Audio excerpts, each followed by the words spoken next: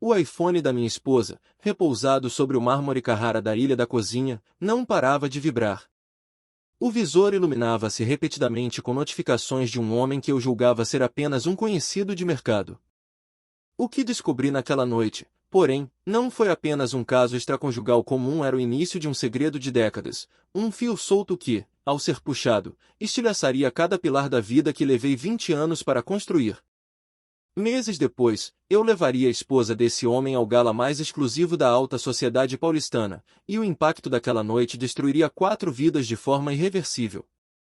Mas a verdadeira reviravolta, o golpe de mestre que o destino me reservava, foi descobrir que eu tinha um filho, um jovem que se tornaria minha arma secreta e minha única chance de redenção.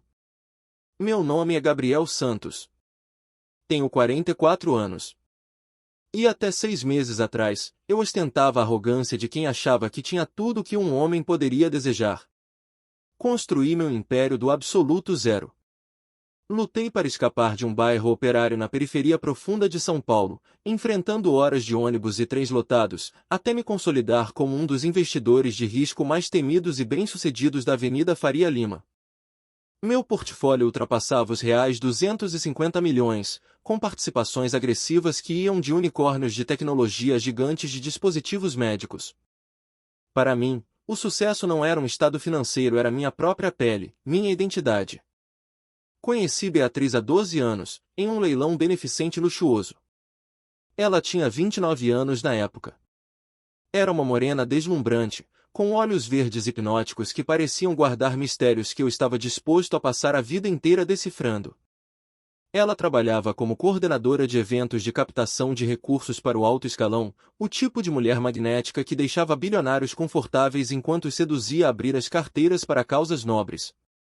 Quando ela riu de uma piada minha naquela noite, entre taças de cristal e ternos de grife, soube que estava perdido. Nosso casamento foi um evento mediático, com direito a destaque nas páginas da Vogue Brasil. Beatriz parecia uma divindade em seu vestido sob medida, e eu me senti o mestre do universo caminhando pelo altar do histórico Hotel Tangará, no Rio de Janeiro. Nossa lua de mel na Toscana foi um deleite de 2 semanas entre vinhos Brunello de Montalcino e planos para o futuro. Ela desejava fundar sua própria boutique de eventos, e eu, movido por uma paixão cega, financiei cada detalhe desse sonho. Durante 11 anos, a ilusão da perfeição foi absoluta. Morávamos em uma mansão restaurada nos Jardins, um refúgio de bom gosto que era o epicentro da inveja social. O negócio de Beatriz decolou, transformando-a na organizadora oficial dos casamentos e eventos corporativos da elite paulistana. Viajávamos para a Europa 2 vezes por ano, mantínhamos uma casa de veraneio em Angra dos Reis e nossos jantares eram o convite mais disputado da cidade. Mas a perfeição, como aprendi da maneira mais amarga, é apenas uma máscara para o abismo. Os primeiros sinais de erosão surgiram no último outono. Beatriz começou a estender o horário no escritório, atendendo chamadas em cômodos trancados e sorrindo para a tela do celular com uma expressão de deleite que fazia meu estômago dar nós. Quando questionada, ela me desarmava com justificativas pragmáticas sobre clientes neuróticos e fornecedores logísticos. Eu escolhi acreditar, pois a alternativa significaria admitir que meu castelo era feito de areia. Vieram as mudanças sutis.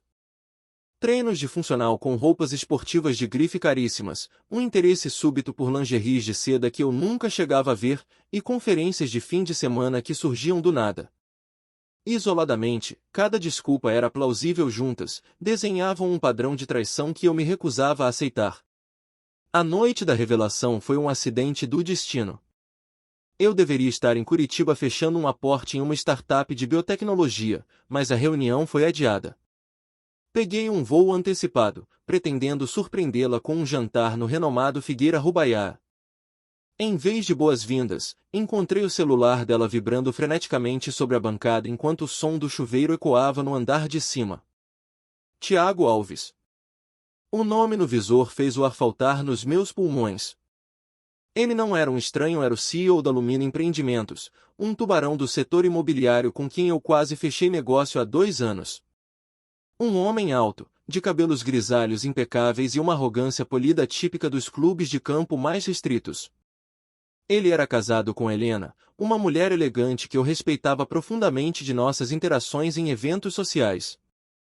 Peguei o aparelho como se segurasse uma granada sem pino. 3 chamadas perdidas. Uma prévia de mensagem brilhava na tela bloqueada. Não vejo a hora de hoje à noite. Quarto 412 do Hotel Emiliano. O mesmo de sempre. A água parou de correr. Beatriz não sabia que eu estava ali. Eu poderia ter subido aquelas escadas e destruído tudo em um confronto de fúria. Mas, naquele instante, o investidor calculista dentro de mim assumiu o comando. Informação é poder. E eu precisava de muito mais do que uma mensagem. Recoloquei o telefone no lugar e deslizei para o meu escritório. Com as mãos agora frias e firmes, liguei para o detetive Ricardo Lemos, um ex-policial civil especializado em espionagem corporativa e infidelidade. Lemos, preciso de vigilância total sobre minha esposa, ordenei, sem espaço para hesitação. Quero saber cada passo, cada encontro, e há quanto tempo esse teatro dura. Hoje mesmo, respondeu ele, após um segundo de silêncio profissional. Terei alguém no Hotel Emiliano em menos de 1 hora. Ouvi Beatriz se vestindo no quarto acima, o som de gavetas se abrindo e o perfume invadindo o corredor. Meu peito ardia. 11 anos de história sendo jogados fora por um capricho, uma validação barata. Lemos, eu quero tudo, reiterei. Fotos, registros financeiros, histórico de chamadas.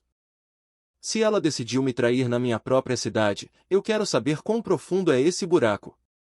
Recostei-me na poltrona de couro, encarando um porta-retrato de nossa festa de 5 anos de casados. Estávamos rindo. Parecíamos a definição de felicidade. Que maldita mentira! Passos suaves na escada me forçaram a agir. Fechei o laptop e fingi ler um livro quando ela apareceu na porta. Ela estava deslumbrante em um vestido preto que acentuava cada curva, maquiagem de gala e saltos agulha. Ah! Gabriel? Ela levou a mão ao peito, a encenação perfeita de surpresa. Achei que estivesse no Paraná. Reunião adiada para segunda, respondi, minha voz uma máscara de neutralidade. Você está impecável. Algum evento importante? O sorriso dela vacilou por 1 milésimo de segundo. Reunião de briefing com o cliente. A dona Silvana está histérica com os detalhes do casamento da filha. Claro. Não quero te atrasar, eu disse, mantendo o jogo. Ela se aproximou, beijou meu rosto e o rastro de uma colônia masculina cara, amadeirada e estranha, me atingiu como um soco. Não me espere acordado, querido. Pode ser que a reunião entre pela madrugada, ela avisou, saindo com a confiança de quem ainda se achava intocável. Fiquei sentado no escuro, ouvindo o motor do carro dela se afastar, sentindo que cada centímetro daquela casa não passava de um cenário de teatro onde eu era o único que não conhecia o roteiro. Depois que o som do motor do carro de Beatriz desapareceu na noite dos jardins, permaneci sentado no escritório por um tempo que pareceu uma eternidade, encarando o vazio.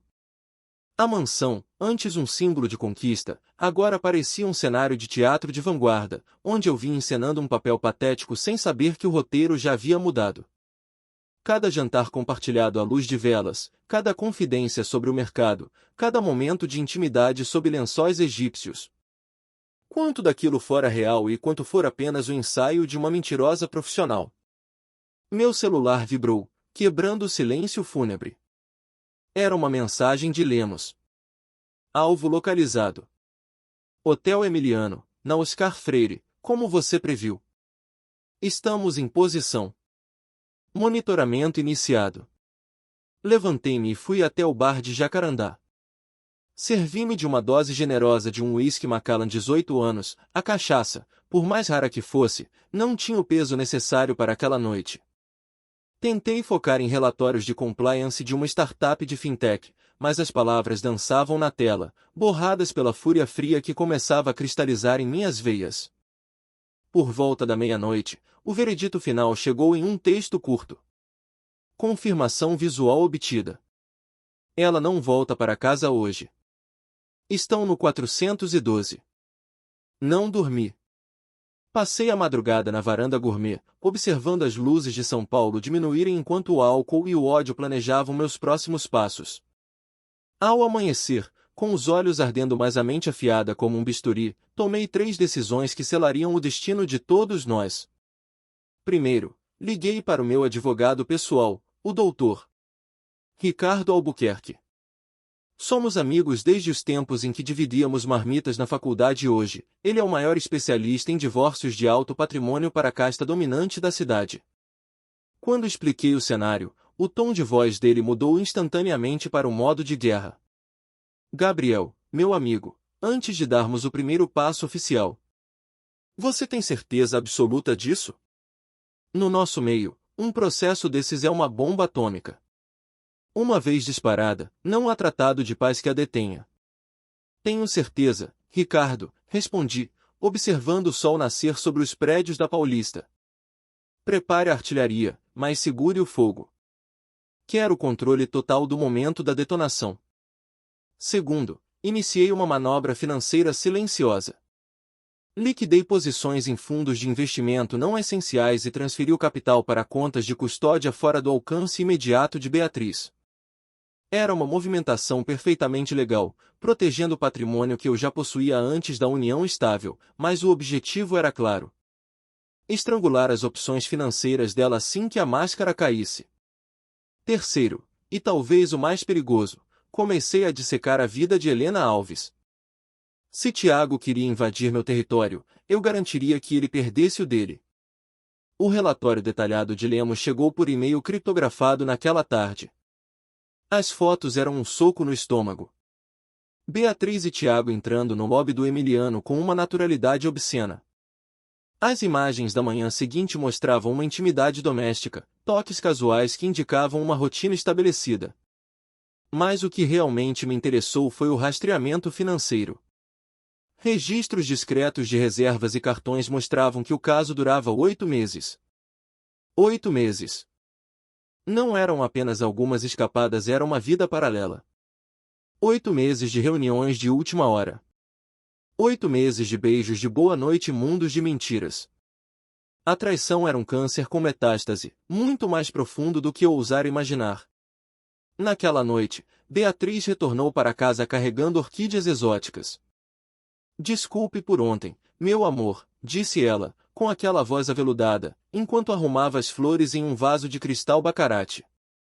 A dona Silvana teve uma crise de ansiedade e exigiu que revisássemos cada fornecedor da festa da filha. Sem problemas, querida, respondi, observando a performance dela com a frieza de um antropólogo. A propósito, como vai aquele curso de fotografia que você começou? Você não comentou mais nada sobre as aulas de composição. Vi a hesitação brilhar nos olhos verdes dela por um microsegundo. Ela havia se esquecido dessa mentira específica no meio de tantas outras. Ah! Está indo bem. Meio técnico demais, na verdade. Acabei perdendo o interesse inicial. Assenti com um sorriso encorajador, deixando-a saborear a falsa vitória de ter me enganado. Por dentro, porém, minha determinação tornou-se aço. Ela queria brincar de esposa-troféu enquanto destruía o que construímos? Ótimo! Ela descobriria que na Faria Lima, eu não apenas jogo o jogo, eu sou o dono do tabuleiro. As semanas seguintes foram um exercício de fúria sob controle absoluto. Mantive a fachada. Treinos de Muay Thai pela manhã, reuniões agressivas no escritório e jantares sociais com Beatriz aos finais de semana. Enquanto isso, a equipe de Lemos documentava cada deslize. As evidências acumulavam-se como um dossiê criminal. Beatriz tornou-se descuidada, intoxicada pela própria impunidade. Deixava o MacBook desbloqueado, atendia chamadas sussurradas na despensa e até exibia presentes de Tiago. Uma pulseira de diamantes da Tiffany, que ela alegou ser um bônus de um cliente satisfeito, fora faturada no CNPJ da incorporadora de Tiago 3 dias antes. Mas a descoberta que mudaria o jogo veio da auditoria que Lemos fez na Lumina Empreendimentos. A empresa de Tiago estava sangrando. Ele estava sustentando um estilo de vida de bilionário com uma estrutura de pirâmide financeira, desviando aportes de novos investidores para cobrir rombos de obras inacabadas. Ele não estava apenas traindo Helena, ele estava cavando a própria cova financeira. Foi quando decidi que era hora de conhecer Helena Alves. Orquestrei o encontro em um leilão beneficente no Hotel Rosewood, em prol do hospital infantil.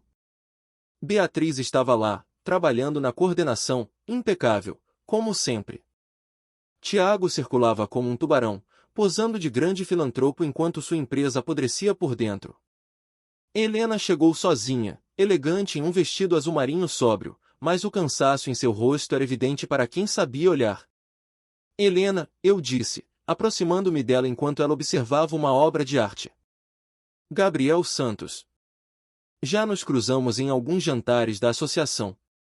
Claro, Gabriel, ela respondeu com um sorriso educado. Onde está a Beatriz? Vi que ela está fazendo um trabalho impecável na organização hoje. Ela é excepcional no que faz, menti, sem pestanejar. Escute, estou avaliando alguns aportes no setor imobiliário de luxo. Sei que a Heredo está com projetos ambiciosos. Talvez pudéssemos tomar um café para eu entender melhor a visão de vocês? A expressão de Helena endureceu levemente. Tiago adoraria falar de negócios, mas a agenda dele anda. Impossível. Reuniões noturnas, viagens súbitas para Brasília. Mal o vejo em casa. Sei como é, respondi, baixando o tom de voz com empatia calculada. Beatriz também vive mergulhada no trabalho. Às vezes sinto que moro com uma estranha que só aparece para trocar de roupa. Helena soltou uma risada amarga, mas genuína. Exatamente. Começo a me perguntar se todo esse sucesso na Faria Lima vale a solidão que ele causa no casamento. Conversamos por 20 minutos.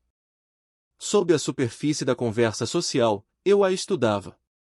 Não vi uma cúmplice, vi uma vítima de gaslighting, uma mulher que fora manipulada para acreditar que a ausência do marido era fruto do sucesso, e não da canalice.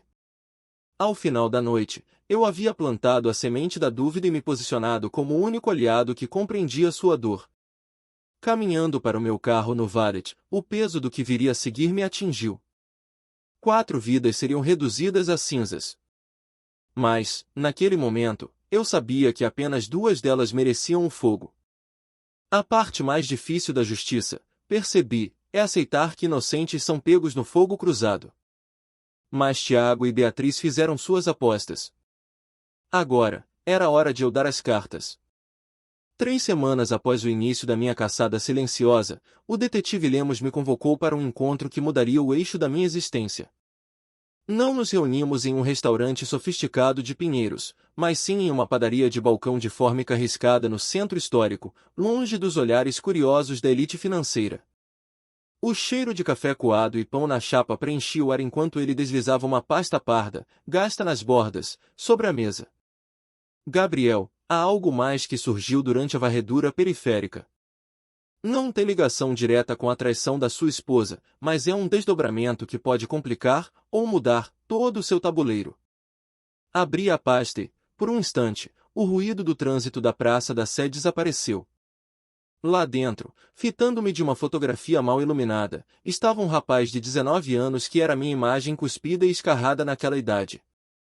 O mesmo cabelo escuro e rebelde, o maxilar angulado que eu herdara do meu pai, e os olhos verdes, os meus olhos, que me encaravam de volta com uma intensidade desconcertante. O nome dele é Miguel Santos, Lemos disse, mantendo o tom profissional. Ele mora em Campinas com a mãe, Juliana Ferreira. Ela nunca se casou ou registrou outro pai depois que vocês terminaram, há 2 décadas. Juliana. O nome ecoou como um trovão vindo do passado. Namoramos durante meu último ano de economia na USP, em uma época em que o mundo parecia pequeno para minha ambição. Ela era estudante de jornalismo, vibrante, politizada e profundamente apaixonada. Nosso relacionamento ruiu quando aceitei um trainee em Londres. Quando retornei 6 meses depois, ela havia se formado e partido sem deixar rastro, bloqueando qualquer tentativa de contato. Ela tentou te encontrar uma vez, continuou Lemos, apontando para uma cópia de um envelope antigo. Enviou uma carta para sua primeira corretora quando o menino tinha 3 anos. Mas você já tinha fundado a Santos Capital e mudado de endereço comercial 3 vezes naquele ano. A carta foi devolvida ao remetente. Minhas mãos tremiam enquanto eu folheava o restante do dossiê. Miguel trabalhando em uma cafeteria artesanal perto da Unicamp para ajudar nas contas. Miguel jogando futebol com os amigos no fim de semana, ele usava a camisa 10, a mesma posição que eu jogava na várzea. Miguel, que carregava meu sangue e meu rosto, e que crescerá em um mundo de esforço enquanto eu nadava em milhões nos jardins. A Beatriz sabe disso? Minha voz saiu rouca. Nenhuma evidência. Mas Gabriel, o garoto começou a fazer perguntas. Juliana revelou seu nome completo para ele no mês passado. Ele tem pesquisado sobre você, sobre a Santos Capital. Ele sabe quem você é no papel. Fechei a pasta com uma força desproporcional. Um filho. Eu tinha um filho que enfrentou a vida sem o meu suporte, enquanto eu era ludibriado por uma mulher que agora planejava minha ruína. A culpa era um peso físico, sufocante, mas sob ela, um instinto novo e feroz despertou. O desejo de proteger o que era legitimamente meu. Eu quero conhecê-lo. Agora, eu disse. Tem certeza? No meio dessa guerra contra o Tiago? Pode ser perigoso expô-lo. Eu nunca tive tanta certeza de nada. Organize o encontro.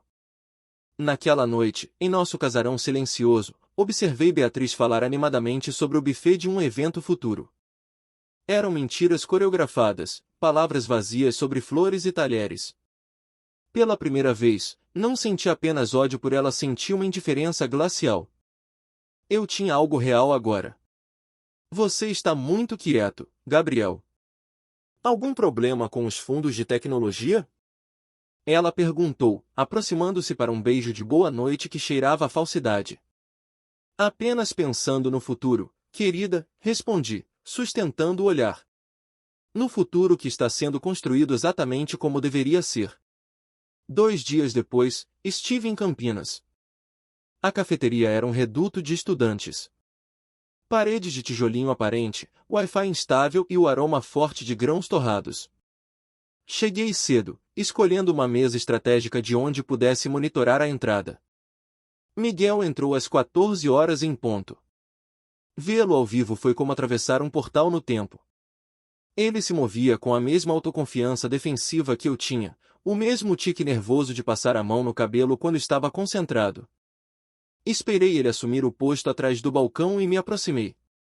Um café coado, forte sem açúcar, pedi, a voz falhando por um segundo enquanto eu analisava cada detalhe do seu rosto.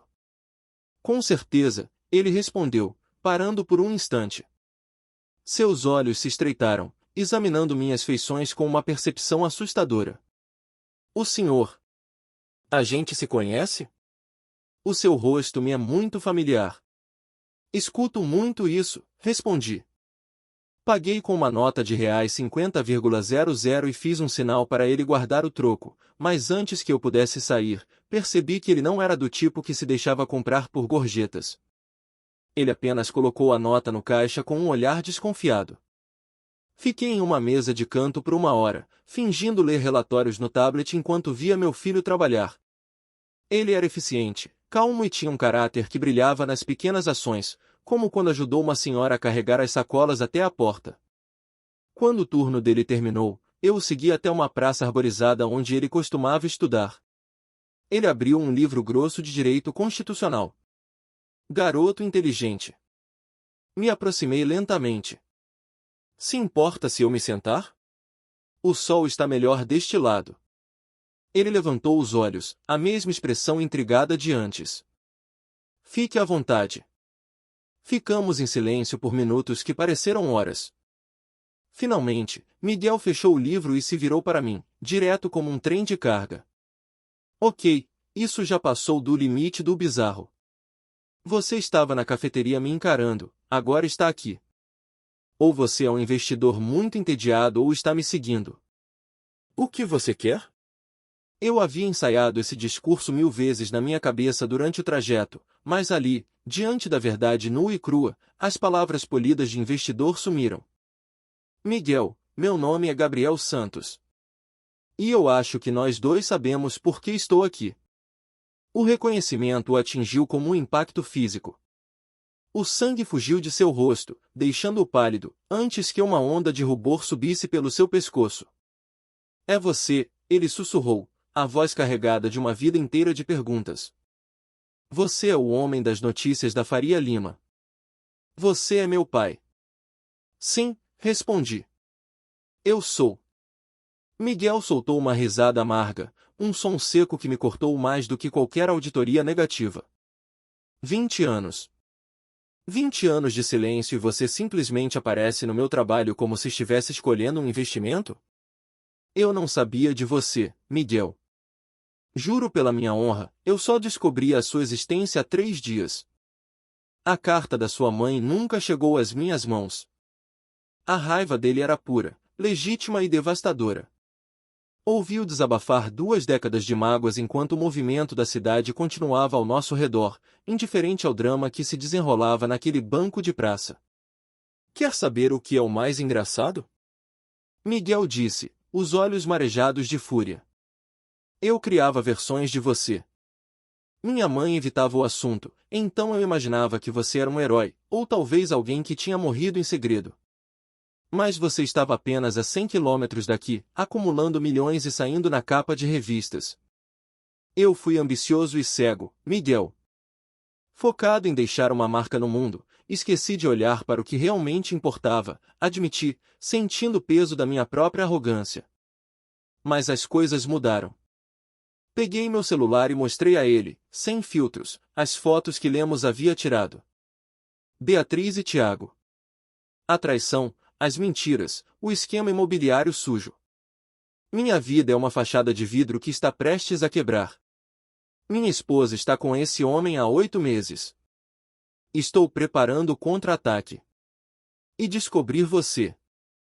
Isso não foi um problema. Foi o único motivo real que encontrei para lutar nos últimos anos. Miguel olhou para as fotos, a confusão lutando contra a raiva em seu semblante. Sua esposa e esse CEO. Você vai destruí-los? Vou garantir que as consequências cheguem para quem as semeou. Às vezes, ser homem significa tomar decisões brutais para proteger o que sobrou da verdade. Pela primeira vez, vi um lampejo de interesse nos olhos dele. Ele não era apenas meu filho, ele tinha o meu espírito combativo. Vingança estratégica? Ele perguntou, quase com um meio sorriso. Justiça executiva, corrigi. E se você estiver disposto, eu adoraria que você visse como um verdadeiro Santos resolve seus problemas. Conversamos por mais 2 horas naquela praça em Campinas, enquanto o sol se punha e as luzes da cidade começavam a piscar. Miguel me contou, com uma sobriedade que me envergonhava, como foi crescer sentindo o vazio de uma cadeira ocupada por fantasmas. Falou sobre Juliana trabalhando em 2 empregos, equilibrando turnos em redações e freelas de revisão para garantir que eles tivessem uma boa faculdade de direito. Eu, em contrapartida, desmontei minha armadura de investidor impenetrável. Falei sobre meus negócios, sobre o êxtase do primeiro bilhão sob gestão e, principalmente, sobre meus retumbantes fracassos como ser humano. Eu quero fazer parte da sua vida, Miguel, eu disse finalmente, as palavras pesando como chumbo. Sei que não tenho o direito de exigir nada e que o caminho para o perdão será íngreme, mas quero tentar ser o que não fui em 20 anos. Miguel ficou em silêncio, observando o movimento dos estudantes ao longe. O vento frio da noite de interior bagunçava seu cabelo, tão parecido com o meu. Então, ele me lançou um olhar que atravessou minhas defesas. E quanto à sua esposa? E esse tal Tiago? Você pretende apenas se divorciar ou quer destruí-los metodicamente? Olhei para esse jovem e vi algo que eu tinha esquecido que existia no meu mundo de tubarões. Clareza moral. A habilidade de distinguir entre a justiça necessária e a vingança tóxica. Eu vou expor a verdade, respondi com cautela cirúrgica. O que acontecer com as ruínas do que eles construíram depois disso? Bem, isso depende da gravidade das mentiras deles. Miguel assentiu devagar, ainda cético. Tudo bem, Gabriel. Eu quero ver como isso termina. Mas entenda uma coisa. Se você vai tentar ser meu pai, é melhor começar a ser o tipo de homem que eu consiga respeitar. Caso contrário, seremos apenas dois estranhos com o mesmo DNA. Eu vou tentar, prometi. É o único contrato que posso assinar agora. As semanas seguintes foram um equilíbrio delicado de corda bamba.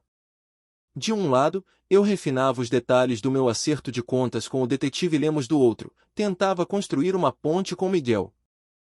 Ele concordou em vir para São Paulo no fim de semana do grande gala beneficente da Fundação Amaral, o que nos daria tempo para conversar longe da pressão e do teatro que eu ainda encenava com Beatriz em nossa mansão nos Jardins. Eu o hospedei no Hotel Fasano, na rua Vitório Fasano. Era um ambiente de luxo discreto e sofisticado, muito diferente do agito do Emiliano onde Beatriz se escondia. A ironia de estar pagando uma suíte para o meu filho desconhecido enquanto minha esposa estava em outro hotel com um amante não passou despercebida. Este lugar é surreal, Miguel disse enquanto sentávamos no bar de madeira escura do saguão, tomando um drink clássico. Minha mãe sempre disse que você tinha vencido na vida, mas ver essa opulência de perto é chocante. Dinheiro não é tudo, Miguel, eu comecei, mas interrompi a mim mesmo imediatamente. Esquece. Isso sou hipócrita vindo de um cara que acabou de te colocar em uma suíte de R$ 5.000 a diária. Na verdade, Miguel deu um meio sorriso, sou exatamente como algo que um pai diria para tentar parecer sábio. Estávamos progredindo, lenta mas seguramente. Miguel tinha a inteligência afiada de Juliana e a minha teimosia visceral, uma combinação que rendia debates exaustivos. Ele questionou cada movimento que planejei para o gala, forçando-me a encarar os monstros que eu tentava rotular como justiça. Então o seu plano é humilhar sua esposa publicamente, na frente de toda a aristocracia da Faria Lima? Ele perguntou durante o jantar no restaurante do hotel. E depois da explosão? O que sobra para você? Sobra a dignidade de quem não aceitou ser feito de idiota. Ela enfrentará as consequências sociais e financeiras de suas escolhas. É assim que o mercado funciona, Miguel. E a esposa do tal Tiago? A Helena? Qual a consequência para ela? Aquela pergunta era o espinho que me cutucava a alma há semanas. Helena Alves era uma vítima colateral, uma mulher íntegra que seria devastada quando o escândalo estourasse. No mundo real, pessoas inocentes às vezes são atingidas pelo fogo cruzado, eu disse, endurecendo a voz. A culpa é da luxúria do Tiago e da traição da Beatriz, não minha. Eu sou apenas o mensageiro do caos que eles criaram. Será mesmo, Gabriel? Miguel rebateu, inclinando-se para a frente. Você tem o poder de controlar o como e o quando. Você poderia confrontá-los em particular, assinar os papéis e seguir em frente. Para que eles mintam de novo. Para que Tiago use seus contatos e inverta a história, me fazendo parecer o vilão. Não. Miguel deu de ombros, voltando-se para o prato. Ou talvez para dar a eles a chance de serem humanos pela primeira vez.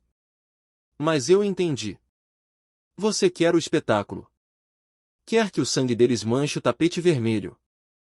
Naquela mesma noite, enquanto Miguel subia para o quarto, recebi uma notificação de Lemos. Beatriz alegara estar em um jantar de emergência com um fornecedor de flores de Olambra. A geolocalização e as fotos de Lemos diziam o contrário. Ela estava no Hotel Emiliano. Quarto 412. O mesmo de sempre. Sua esposa acaba de entrar. O alvo Tiago já estava lá. Pediram champanhe e caviar pelo serviço de quarto. A noite será longa, dizia o texto, acompanhado de uma foto granulada de Beatriz entrando no elevador com um sorriso radiante.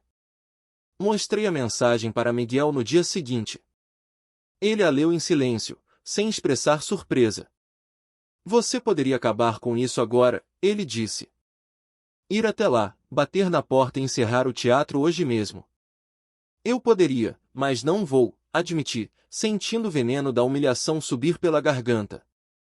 Eu quero que o mundo deles desmorone no ápice da festa. Quero que cada pessoa que os admirava veja a podridão por trás dos sorrisos. Miguel terminou seu vinho e se levantou, olhando para a vista da cidade através das janelas do Fasano. Então é melhor você ter certeza de que consegue conviver com um homem que vai sobrar depois dessa festa. Porque uma vez que você acionar o detonador no meio daquela elite, Gabriel, não haverá caminho de volta para nenhum de nós. Especialmente para você. Ele estava certo. Em 48 horas, eu levaria Helena Alves, a esposa traída do amante da minha esposa, como minha convidada de honra para o gala mais importante do ano. O que aconteceria ali seria uma execução social pública, absolutamente brutal, e o primeiro ato da minha nova vida. Ou o último ato da minha sanidade. O gala beneficente do Hospital Infantil de São Paulo, realizado no suntuoso salão do Four Seasons, era o habitat natural de Beatriz. Era o tipo de evento pelo qual ela vivia. Lustres de cristal tcheco, vestidos de alta costura que custavam o preço de um carro popular e uma concentração de PIB suficiente para financiar um pequeno país. Entrei no recinto com Helena Alves em meu braço. Ambos estávamos interpretando nossos papéis com uma precisão cirúrgica. Não acredito que estou indo até o fim com isso, sussurrou Helena, sua voz falhando levemente enquanto cruzávamos o tapete vermelho. Você merece a verdade, Helena. E eles merecem o peso das consequências, respondi, ajustando as abotoaduras de ouro enquanto mantinha o queixo erguido. Helena estava deslumbrante em um vestido azul marinho de seda pura que exalava uma elegância aristocrática. Passamos a tarde alinhando nossa narrativa. Éramos velhos conhecidos de conselhos deliberativos que se reconectaram devido à ausência súbita de nossos cônjuges em compromissos sociais. No momento em que pisamos no salão principal, o burburinho das conversas cessou. O silêncio foi substituído por sussurros que nos seguiam como ondas em um lago após o impacto de uma pedra. Avistei Beatriz perto do leilão silencioso de joias. O rosto dela, sempre tão controlado, perdeu a cor instantaneamente ao nos ver entrar juntos. Tiago estava no bar, ostentando um sorriso de vencedor. O copo de cristal quase escorregou de sua mão ao ver a própria esposa aproximar-se de mim com uma familiaridade óbvia. Gabriel. Beatriz apressou o passo, interceptando-nos. Sua voz era firme, mas o pânico em seus olhos verdes era impossível de esconder para quem a conhecia. Que surpresa ver você por aqui. E com a Helena. Beatriz, querida, respondi, depositando um beijo gélido em seu rosto. Helena e eu nos esbarramos por acaso na Faria Lima semana passada. Como você tem estado tão submersa no trabalho com a dona Silvana, achei que ela apreciaria uma companhia à altura para o evento de hoje. Que gentileza sua, Gabriel, disse Helena, com uma doçura letal. Beatriz, você está impecável. Esse modelo é da nova coleção, não é? Obrigada, Beatriz balbuciou. Mas... onde está o Tiago, Helena? Emergência corporativa de última hora, mentiu Helena, sem piscar. Você sabe como o mercado imobiliário é voraz. Algum problema sério na Hereda. Vi Tiago se aproximar pelo canto do olho, vestindo uma máscara de confusão que rapidamente se transformou em alarme. Ele esperava uma noite de flertes discretos com minha esposa sob o nariz de todos, não um confronto frontal com ambas as famílias unidas. Gabriel, meu caro, Tiago estendeu a mão, o suor frio brilhando na testa. Helena? O que faz aqui, querida? Pensei que estivesse em casa descansando.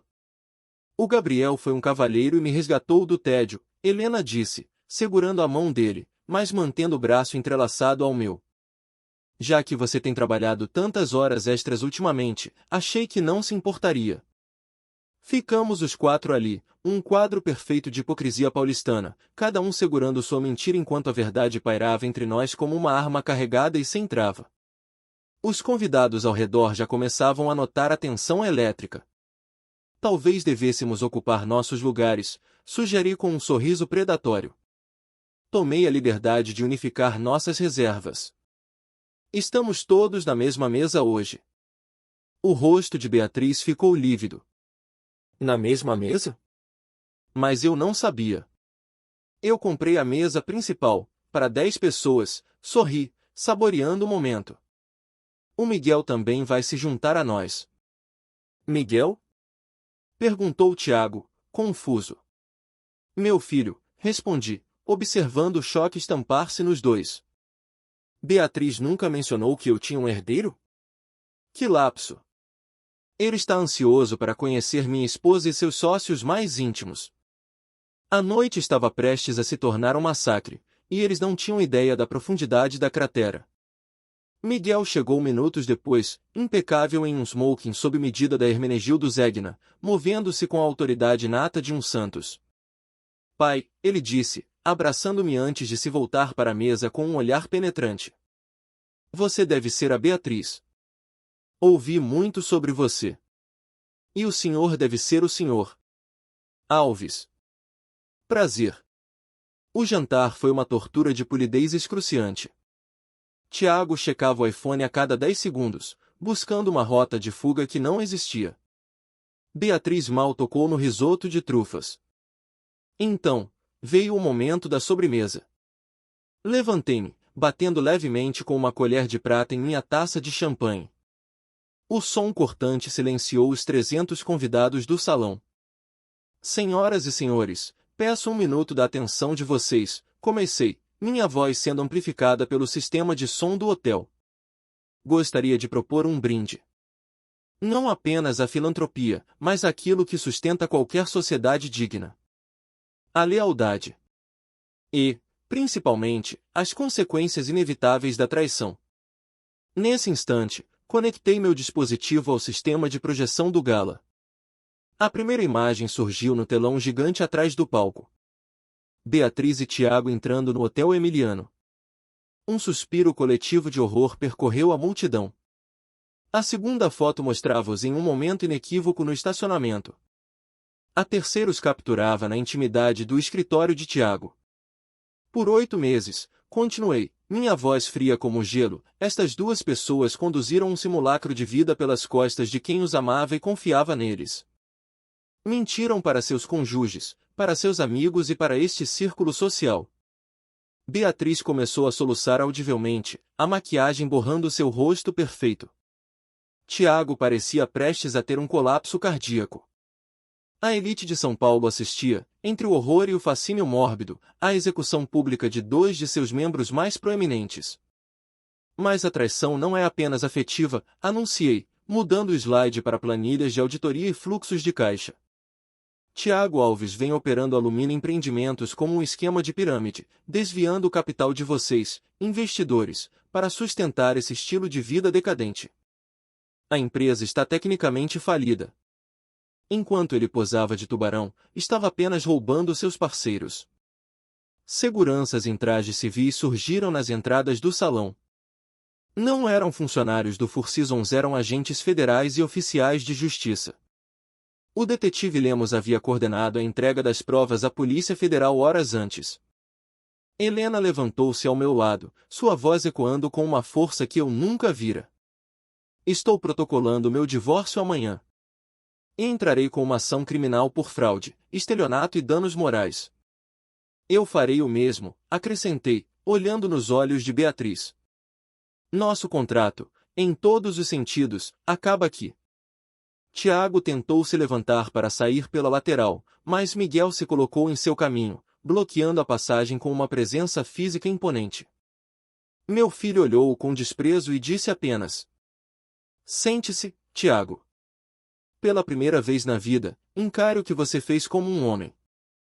As algemas brilharam sob as luzes de cristal enquanto Tiago era escoltado para fora diante de 300 testemunhas e dezenas de câmeras de celulares. Beatriz olhou para mim, os olhos suplicantes. Gabriel, por favor. Nós podemos conversar, podemos consertar. Não há nada para consertar em uma estrutura podre, Beatriz, respondi baixinho, enquanto me afastava. Mas talvez, na miséria, você aprenda a ser alguém real. Por você, espero que consiga. 6 meses se passaram desde a noite em que as luzes do gala do Four Seasons iluminaram não apenas o luxo, mas as ruínas de 2 famílias. Hoje, encontro-me novamente no mesmo salão monumental, mas a atmosfera é radicalmente distinta. Não há mais máscaras, não há a tensão elétrica da vingança iminente.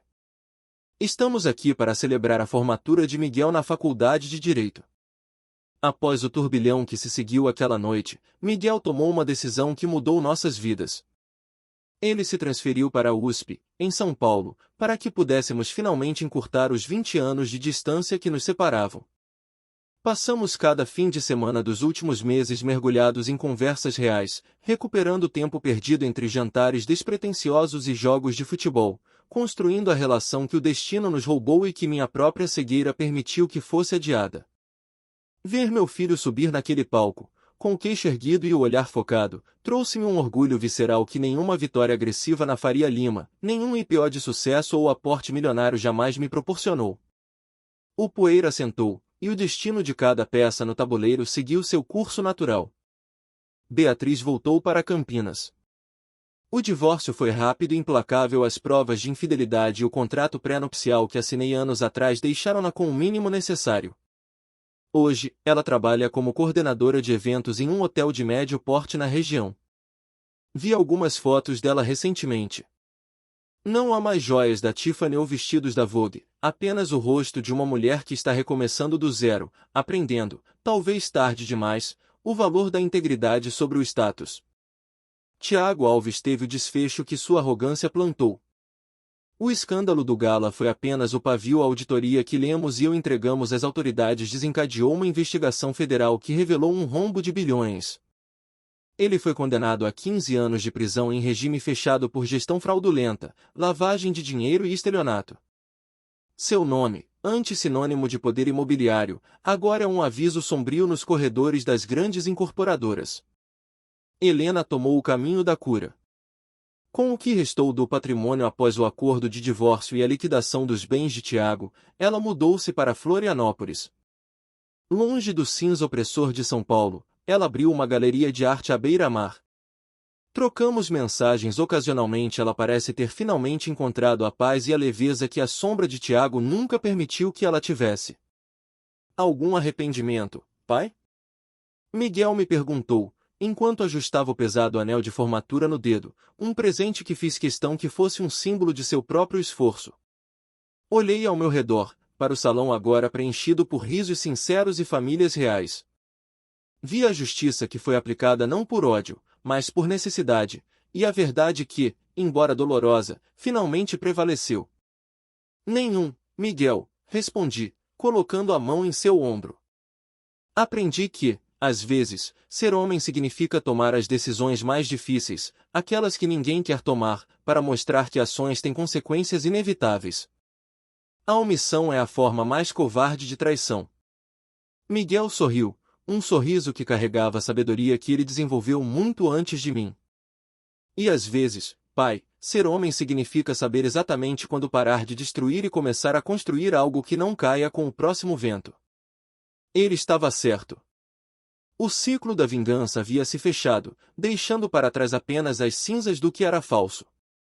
Agora, diante de mim, começava a tarefa mais complexa, desafiadora e importante da minha vida. Não ser apenas um investidor de sucesso ou um estrategista frio, mas ser o pai que eu deveria ter sido desde o primeiro dia. A Santos Capital continua crescendo, mas meus olhos agora estão voltados para o que o dinheiro não compra. O legado de um nome que, finalmente, Miguel pode carregar com respeito. Obrigado por ouvir minha história até o fim. Se ela tocou você, deixe um like, escreva nos comentários o que mais te marcou e não se esqueça de dizer de onde você é.